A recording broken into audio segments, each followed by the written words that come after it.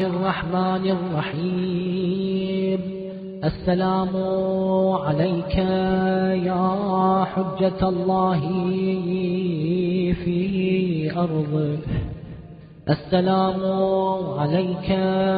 يا عين الله في خلقه، السلام عليك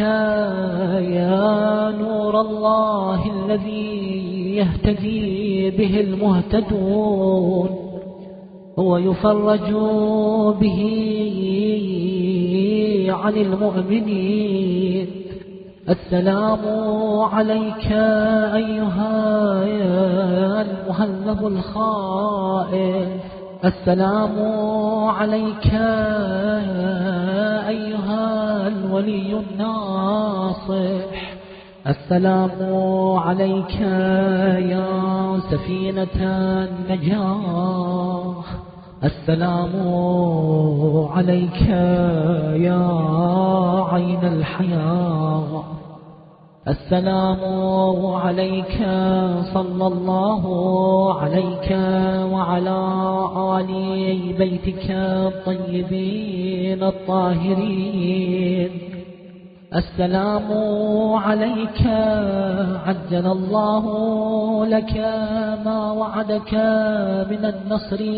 وظهور الأمر، السلام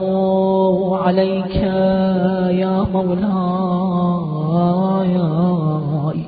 أنا مولاك عارف بأولاك وأخراك، أتقرب إلى الله تعالى بك وبآل بيتك، وأنتظر ظهورك وظهور الحق على يديك، وأسأل الله أن يصلي على محمد وآل محمد، وأن يجعلني من المنتظرين لك والتابعين والناصرين لك على أعدائك، والمستشهدين بين يديك في جملة أوليائك، يا مولاي يا صاحب الزمان، صلوات الله عليك وعلى آل بيتك. هذا يوم الجمعة وهو يومك المتوقع فيه ظهورك، والفرج فيه للمؤمنين على يديك، وقتل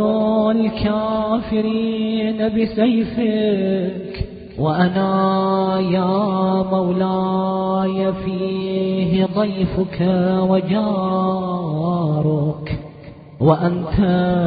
يا مولاي كريم من أولاد الكرام،